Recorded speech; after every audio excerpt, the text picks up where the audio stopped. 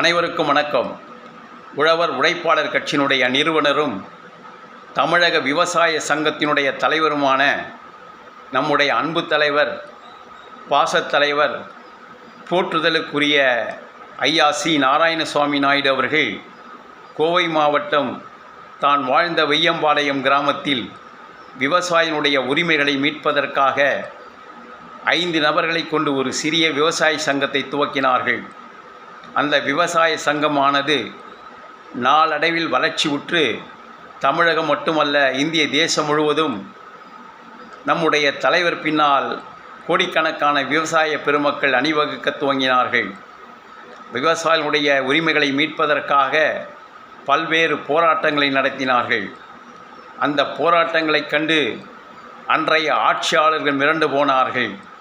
எப்படியாவது இந்த நாராயணசுவாமி நாயுடை அடக்கிவிட வேண்டும், ஒடுக்கிவிட வேண்டும் என்கிற தீய நோக்கத்தோடு செயல்பட்டார்கள்.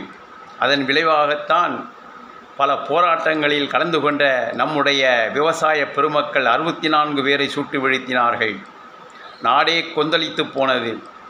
அந்த விவசாய பெருமக்களுடைய நினைவுகளை நாம் ஒவ்வொரு வருடமும் ஜூலை 5ஆம் தேதி உழவர் தினம் என்கிற ஒரு நிகழ்ச்சியை கொண்டாடி வருகிறோம். அந்த வீர பெருமக்களுடைய புகழ் வாழட்டும், அவருடைய நாமம் என்றென்றும் வாழட்டும் என்று நான் மனதார வாழ்த்துகிறேன். அவர்களை போற்றுகின்றேன். அவர்கள் புகழ் என்றும் வாழட்டும், அவர்களுடைய நாமம் என்றும் நிலைத்து நிற்கட்டும் என்று சொல்லி விடைபெறுகிறேன். நன்றி, வணக்கம்.